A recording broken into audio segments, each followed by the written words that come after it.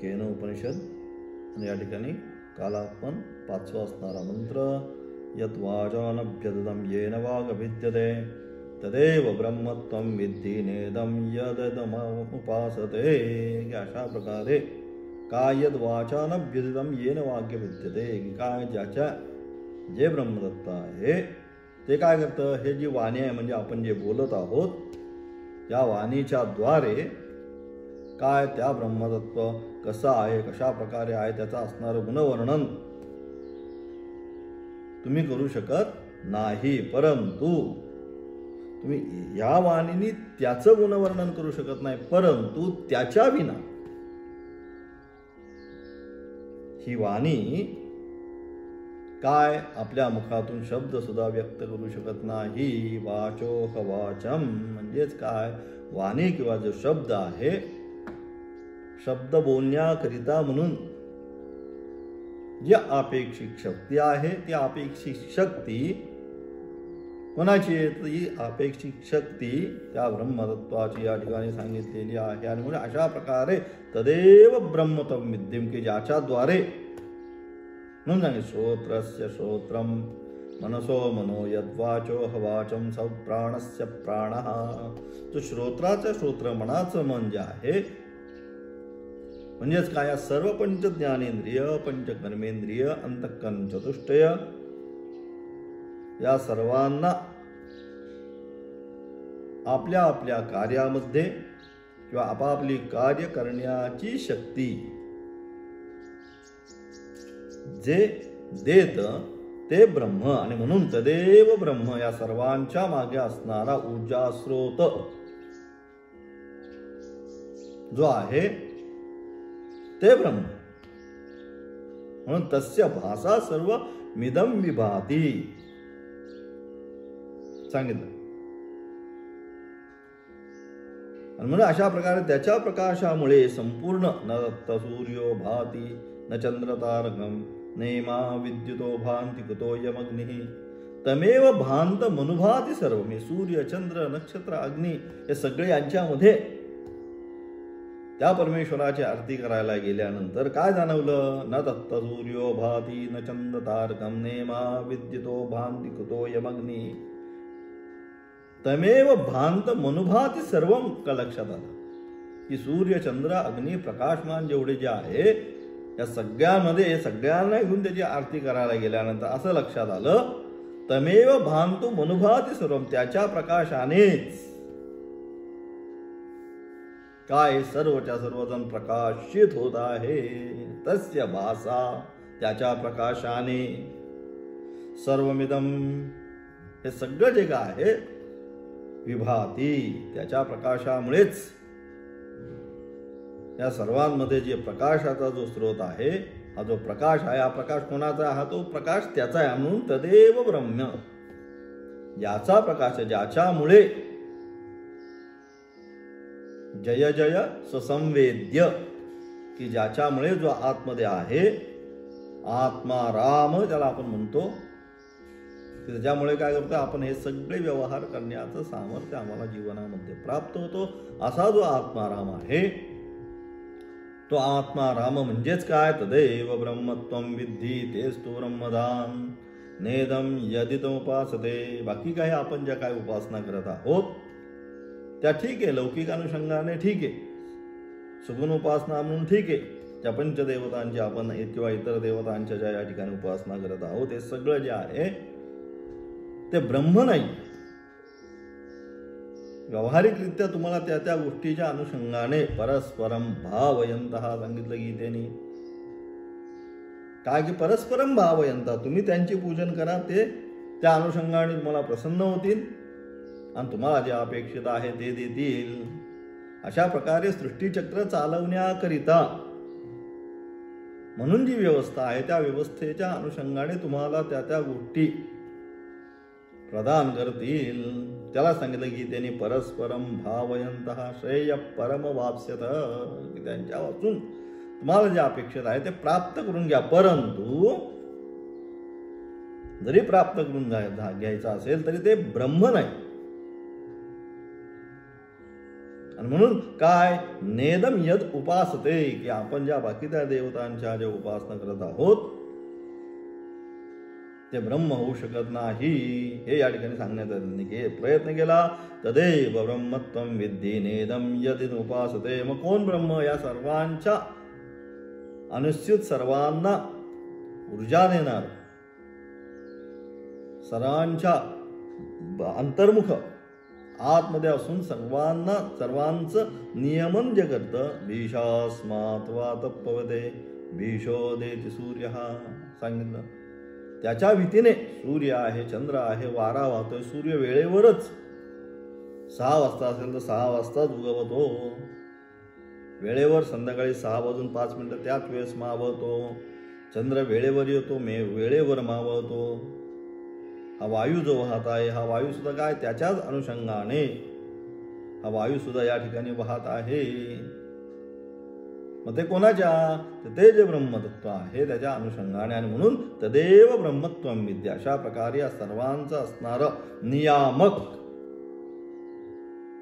त्या सगळ्यांचा सगळे जे आहे त्या सर्वांचा असणारा जो नियामक, तो नियामक म्हणजेच ब्रह्म. आणि म्हणून ते ब्रह्म तू जीवनामध्ये जाणण्याचा प्रयत्न कर, असं या मंत्राच्या द्वारे या ठिकाणी सांगण्याचा त्यांनी प्रयत्न केला.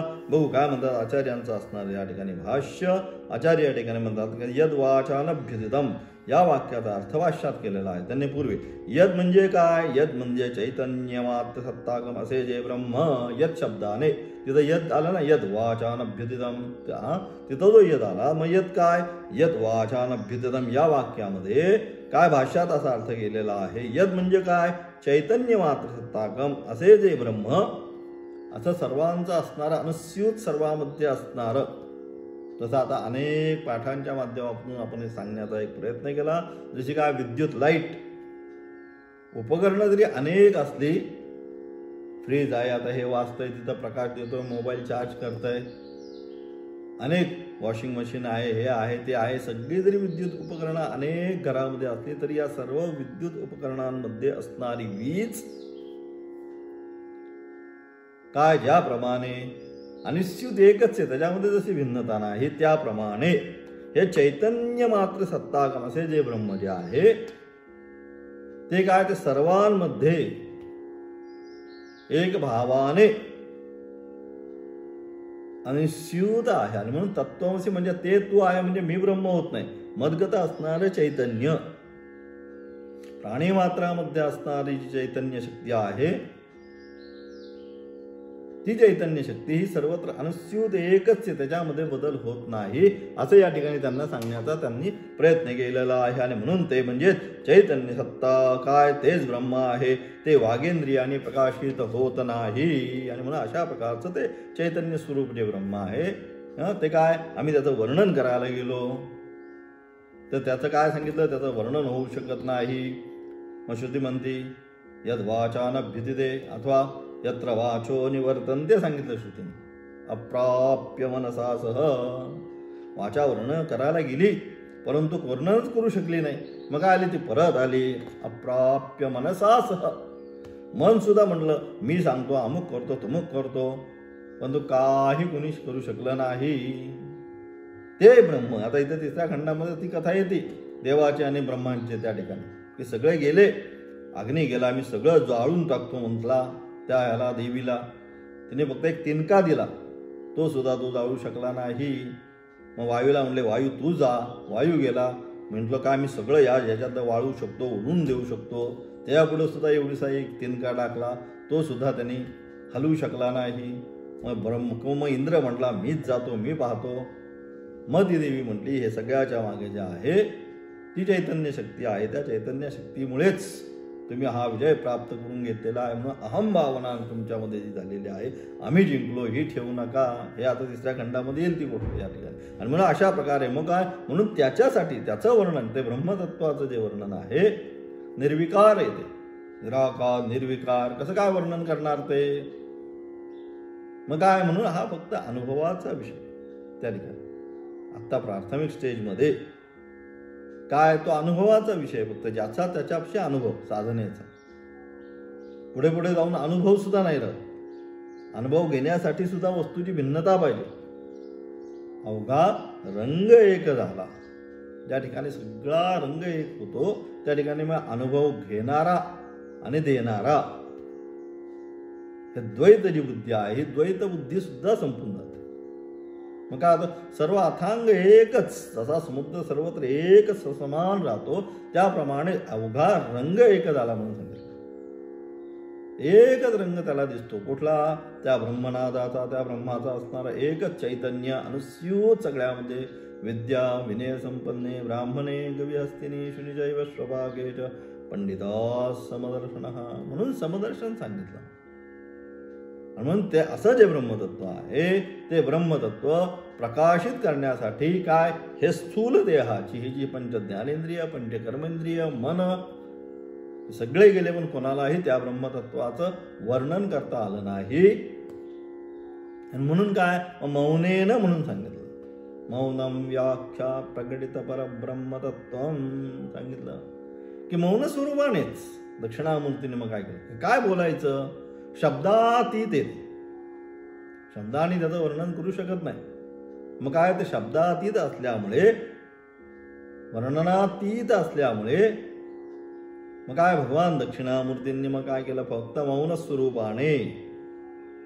गुरोस्तु मौनम व्याख्यानम शिष्यास्तु छिन्न संशय सांगितलं. गुरोस्तु मौनम व्याख्यानम, काही ना मौनानेच त्याचं व्याख्या केली. परंतु त्या गुरूंच्या मुखावरचा असणारा तो भाव पाहिल्यानंतर शिष्यास्तु छिन्न संशय, शिष्या मात्रांच्या मनामध्ये यत्किंचित सुद्धा संशय राहिला नाही. म्हणजे अशा असणार काय ते तत्व जे आहे त्या तत्वाचं वर्णन ही कोणतीही पंच ज्ञानेंद्रिय पंचकर्मेंद्रिय मनबुद्धी चित्त अहंकार हे सगळे करायला गेले, परंतु हे कोणीही त्याचं वर्णन न करता सगळे काय परत रिटर्न आले. नेती नेती म्हणून श्रुती म्हणते, हे का नाही, तसं का नाही, असं का नाही, त्याच्या सारखं वर्णन करण्यासाठी सारखं पाहिजे. अरे का, त्या दोन गोष्टीमध्ये कॉम्बिनेशन झाल्यानंतर म्हणतो नरसिंह, म्हणजे काय झालं, सिंहासारखा जो वीर आहे किंवा सिंहासारखा जो पराक्रमी आहे तो नरसिंह. नीलकमलम, नीलासारखं जे कमळामध्ये येणार नीलरंग म्हणून नीलकमल. तर अशा प्रकारे काहीतरी वर्ण त्याच्यामध्ये समसमानता असल्यानंतर आपण काय करतो, त्याचं वर्णन करतो. च्या समान आहे विशेषणाने विशेष्य भावाने, परंतु तत्सम त्याच्या समान अन्य वस्तूच्या अभावात सांगितलं. ब्रह्म म्हणजे ब्रह्मच, ब्रह्माच्या समान दुसरं काय आहे का, दुसरं काही नाही.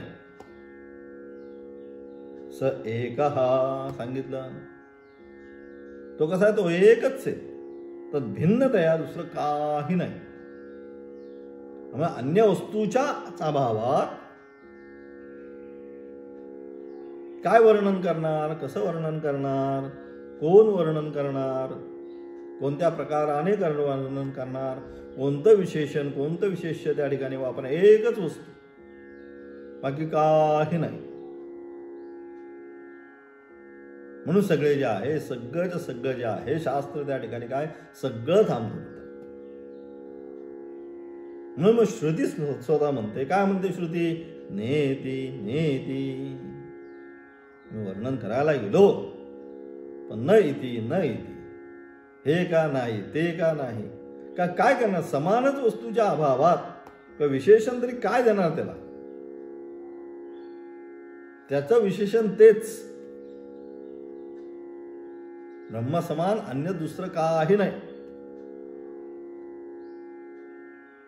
म्हणजे अशा प्रकारे म्हणून हे सगळे जे काय आहे, यद वाचानभ्युदम येन वाघ भुद्य वाघ, हे सगळं म्हणून प्रति श्रोत्रस्य श्रोत्रम मनसो मनो यद वाचो वाचम सौ प्राणस्य प्राण, सगळ्यांना किंवा सर्वांना शक्ती प्रेरणा देणारा आहे ते तेच आहे. आणि म्हणून हे सगळे जे आहे ते सगळे त्याचं वर्णन करायला गेले, पण कोणीही त्या ब्रह्मतत्वाचं वर्णन त्या ठिकाणी करू शकलं नाही. उलट त्या आत्मज्योतीच्या सत्तेने वागेंद्रिय हे प्रकाशित होते.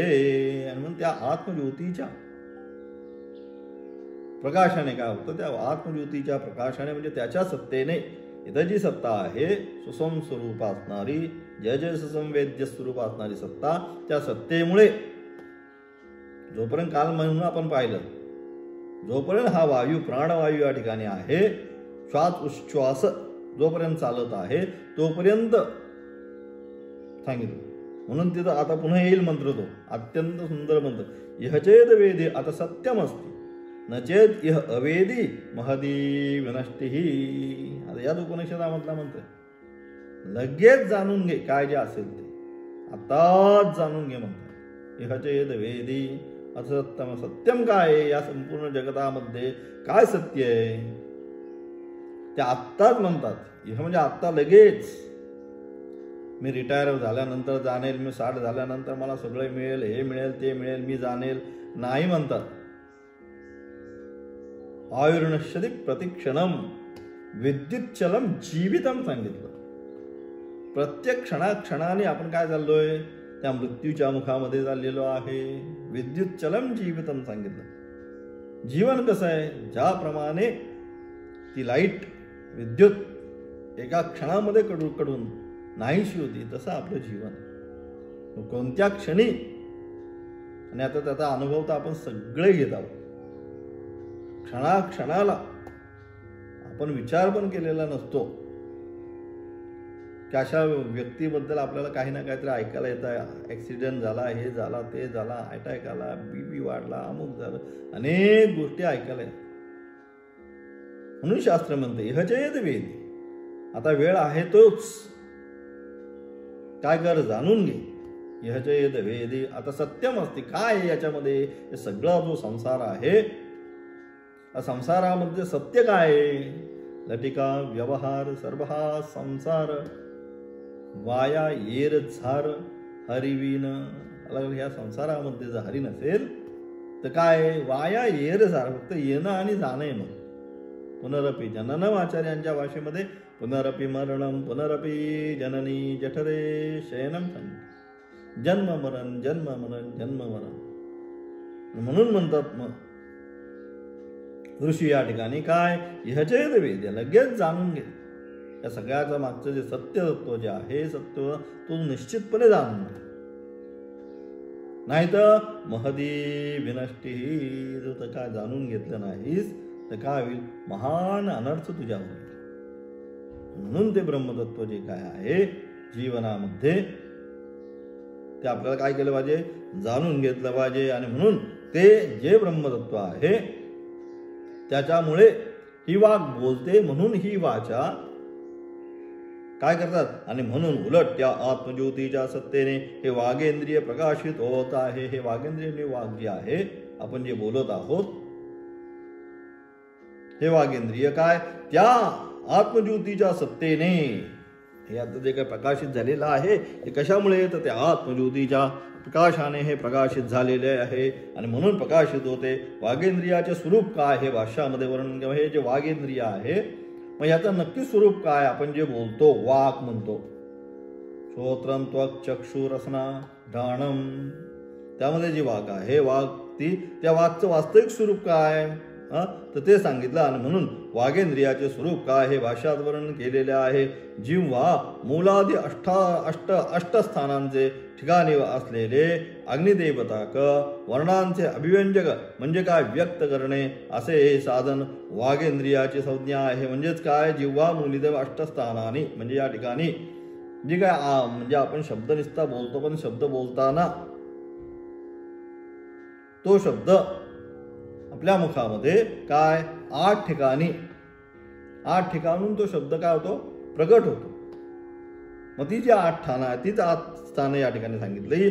काय, जिव्हा मूलादी अष्टस्थानांचे ठिकाणी. आता ते अष्टस्थानं कोणती, मग त्या ठिकाणी सांगितलं शब्दाची क ख ग ग म च छ ज ज य ट ठ ड ड न त थ द द न प फ ब भ म, त्यांची असणारी 8 स्थानं. क ख ग जे आहे त्यांचं आहे कंठ, कंठामधूनच ते येतात, त्यांचं म्हणून स्थान सांगितलं कंठ.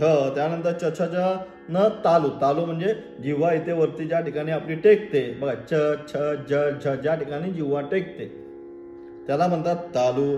नंतर ट ट ठ ते आले कुठं मूर्धा, त्याच्याही वर जाते. तालू म्हणजे पुढे, दाताच्या थोडच्या वरच्या बाजूला तालू झाले. आणि मूर्धा मूर्धा त्याही पेक्षा वर ट ठ बघा म्हणताना जीवा ज्या ठिकाणी टेकते त्याला म्हणतात मूर्धा. त्यानंतर त थ द ध न हे ज्यावेळेस आपण म्हणतो त्यावेळेस जीवा आपली कशाला जाऊन टेकते, दाताला जाऊन टेकते, म्हणून ते झाले दंत.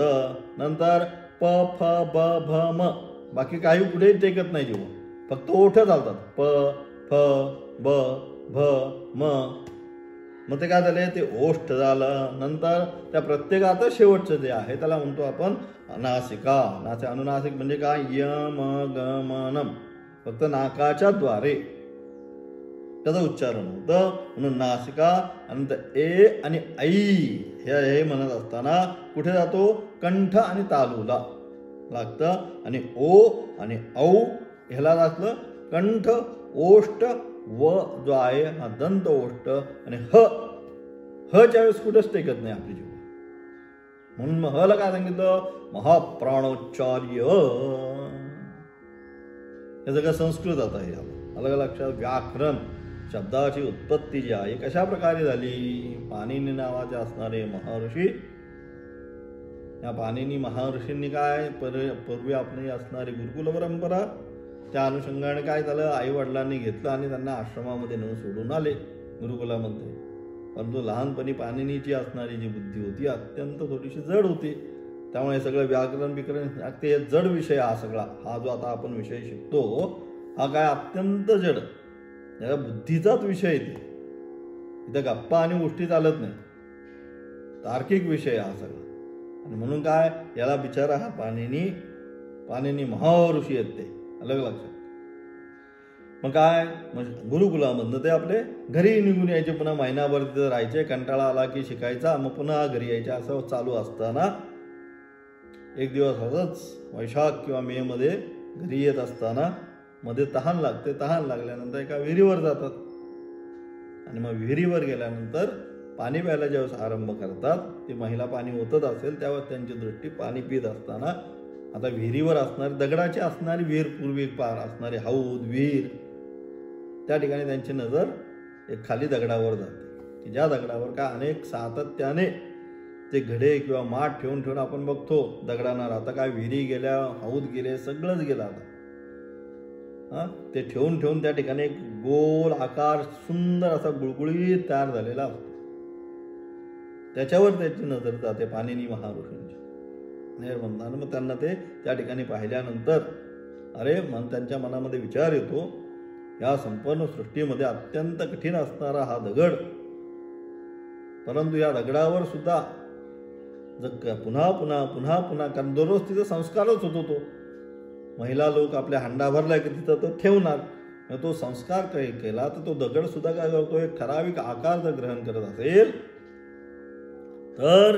तर माझी बुद्धी जी आहे या दगडा एवढी तर स्थूल किंवा जड नाही ना, मग मी का ग्रहण करू शकत नाही. आम्ही या विचाराने पाणिनी त्या ठिकाणी पुन्हा आपल्या आश्रमात जातात आणि मग ते संपूर्ण अध्ययन केल्यानंतर त्यांना विशेष व्याकरणाचं हे करण्यासाठी पुन्हा तप करतात. आणि तप केल्यानंतर त्या ठिकाणी शिवजींना प्रसन्न करून देतात. आणि शिवजी प्रसन्न झाल्यानंतर त्या ठिकाणी काय करतात, आपलं असणारं डमरू जे आहे हे डमरू त्या ठिकाणी वाजवतात. आणि त्यातनं काय होतात, की 14 सूत्र, ज्याला पाणिनी सूत्र आपण म्हणतो, संपूर्ण व्याकरण शास्त्राची जी रचना आहे ही कशावरनं झाली, तर ही संपूर्ण व्याकरण शास्त्राची रचना या 14 सूत्रांनी झाली. आणि या 14 सूत्रांच्या द्वारे पाणिनींनी मग काय केलं, संपूर्ण अष्टाध्यायी. आता शब्दानुशासनम, शब्दाचं अनुशासन कसं पाहिजे, त्याचा शब्द म्हणजे नुसतं बोलायचं नाही, त्याचं अनुशासन आहे. जसं आत्ता सांगितले त्या त्या ठिकाणीच आलं पाहिजे, ते तिथनंच त्या वर्णाची उत्पत्ती झाली पाहिजे. आता त्याचा सूक्ष्म भाग पुन्हा आहे, परा पश्यंती, मध्यमा, वैखरी, कुठनं तो शब्द निघतो आणि कुठे येऊन धडकतो मग कसा बाहेर येतो.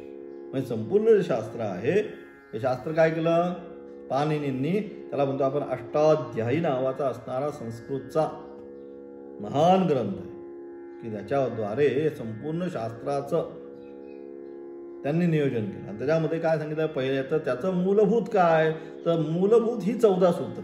ही 14 सूत्र कुठनं मिळाली, तर ही 14 सूत्र भगवान शंकराचा असणारा डमरू त्या ठिकाणी वाजवला आणि त्या वाजवल्यानंतर ही 14 सूत्र बाहेर पडली. आणि या 14 सूत्राच्या द्वारे भगवान पाणिनी महर्षींनी संपूर्ण संस्कृत किंवा संपूर्ण शास्त्राची असणारी व्याकरण शास्त्राची रचना केली. आणि त्याच्यावरनं त्या सगळ्या भाषेची निर्मिती म्हणून म्हणतो. संस्कृत सगळ्या भाषेची जननी का म्हणतो, तर कुठलीही भाषा घ्या, आता मराठी जरी घेतली तरी मराठीमध्ये असणारी 12 खडी, हिंदीमध्ये असणारी 12 खडी सगळीकडे एकच आहे. ती या 14 सूत्रातनं झालेली आहे. वरच्या असणारे स्वर, खाली असणारी व्यंजनं, अ आ इ ई हे सगळे स्वर, खाली क ख ग ग ही सगळी व्यंजनं. याची निर्मिती कुठनं झाली, तर ह्या सगळं स्वर आणि व्यंजनं आपण बोलतो, मराठी शिकतो, हे शिकतो, पण त्याची मूल निर्मिती या 14 सूत्रातून झाली. आई उन रिल द्रिक ए ओंग आई औच हय वरटलन यम गमनम झबय घड दश जब गड दश खप छटत चटतव कपय शससर हल. ही झाली 14 सूत्र. आणि या यदि माहेश्वराणी सूत्राणी, माहेश्वराणी भगवान शंकरांनी दिलेली सूत्र, या सूत्रातून काय झाली, या संपूर्ण व्याकरण शास्त्र जे आहे ते व्याकरण शास्त्राची निर्मिती झाली. आणि म्हणून ते या ठिकाणी सांगणे अग्निदेवता वर्णानाम अभिव्यंजक व्यक्त करण्याचं जे साधन ते म्हणजे काय, ती म्हणजे वाग. त्याला आपण वाग म्हणतो. आपल्या मनातील भाव प्रकट करण्याचं, तुमच्या मनामध्ये काय भाव चालले हे कशाच्या द्वारे प्रकट होतात, त्याच्या त्या बोलण्यातून. आपण म्हणतो तुझ्या मनात काय चाललंय, हो आता लक्षात आलं तुझ्या मनात काय चाललंय ते. मग ते भाव कशातनं प्रकट झाला, तो भाव जो आहे हा तुमच्या मनातून प्रकट झाला. आणि तो काय, तो भाव, मनातला भाव जो आहे हा वागेंद्रियाने व्यक्त झाला, ते या ठिकाणी सांगण्याचा प्रयत्न केला. त्याच वागेंद्रिय अशी संज्ञा आहे. केवळ वाणीलाच करणत्व आहे असे नाही, तर त्या वाणीने अभिव्यक्त जे वर्ण त्यांनाही त्याच्याद्वारे, ते वाणीलाच वाग अशी संज्ञा नाही, त्याने अभिव्यक्त होणारे वर्ण म्हणजे आता जे सांगितले ते क ख ग ग अ आ इ ई हे सगळे वर्ण, हे सगळं कशामध्ये, या सगळ्याला वाक ही संज्ञा आहे. आणि म्हणून अशा प्रकारे ती वाक किती पश्चा याच्यामधली आहे ते सांगण्याचा प्रयत्न केला. वाणीने वर्णांचा जो उच्चार होतो, वर्णांचा उच्चार होतो तो काय, वैखरी वाणीने अभिव्यक्त झालेला वर्ण अलग लागतो. कसा असतो तो, वैखरी वाणीने, म्हणजे आपण जे बोलतो ही वैखरी. पण तत्पूर्वी खाली 3 प्रकारच्या वाणी पुन्हा सांगितल्या, त्यापासून अर्थबोध होतो. आणि त्याच्यानंतर परा, पश्यंती, मध्यमा, वैखरी हे काय झाले, पुन्हा वाणीचे असणारे हे 4 प्रकार, परा, पश्यंती, मध्यमा आणि वैखरी. मग शब्दाची जी निर्मिती आहे, शब्दाची निर्मिती कुठून होते, तर शब्दाची निर्मिती सर्वात प्रथम परा म्हणजे या ठिकाणी असणारी जे काही सप्तचक्र आपल्याकडे आहेत, मूलाधार चक्रा म्हणून 7 प्रकारची चक्र सांगितले. आपले ज्ञानेच्या असणारे किती, 7 भूमिका सांगितल्या. म्हणजेच काय, प्रत्येक भूमिका म्हणजे काय, त्याची यम नियम आसन म्हणजे काय, ती ठिकाणी ते असणारी भूमिका, म्हणजे त्या भूमिकेत प्रात्र झाल्यानंतर ते चक्र जे आहे, ती कुंडलिनी जी आहे ती एका एका चक्रातून काय करते, पुढे पुढे निघत जाते. त्या सगळ्याचा अर्थ असा एकमेकाच्या मध्ये गुंफलेला आहे. मग शेवटी कुठे येते, ती मूलाधार चक्रातून आरंभ करून शेवटी सहस्राधार चक्रामध्ये आल्यानंतर मग तो काय, तो मोक्षाला आपण म्हणतो, तो त्या ठिकाणी प्राप्त होतो. आणि म्हणजे अशा प्रकारचे मूलाधार, स्वाधिष्ठान, मणिपूर, अनाहत, विशुद्धी, आज्ञा चक्र आणि सहस्राधार शेवटचं आज्ञाचक्र या ठिकाणी 2 चक्षुषामध्ये असणार, अशा प्रकारे या ठिकाणी सांगितली. म्हणजे अशा प्रकारे ही वाणी जी आहे, केवळ आपण बोलतो म्हणजे बोलतो काय, त्याची कशी निर्मिती होते, कुठनं तो शब्दाची उत्पत्ती निघते, कशा प्रकारे तो वर येतो, मग कुठे तो धडकतो आणि कुठनं तो बाहेर येतो, हे सगळे परा, पश्यंती, मध्यमा आणि वैखरी अशा प्रकारे 4 भावांनी हे या ठिकाणी काय सांगितलेलं आहे. त्याचा असणार विशेष आता कशा प्रकारे तो निर्माण होतो शब्द, हे सगळं या ठिकाणी सांगण्याचा त्यांनी प्रयत्न केला. त्या परा, पश्यंती, मध्यमा आणि वैखरी त्याचं असणारं विशेष व्याख्यान उद्याच्या पाठामध्ये पाहणार आहोत.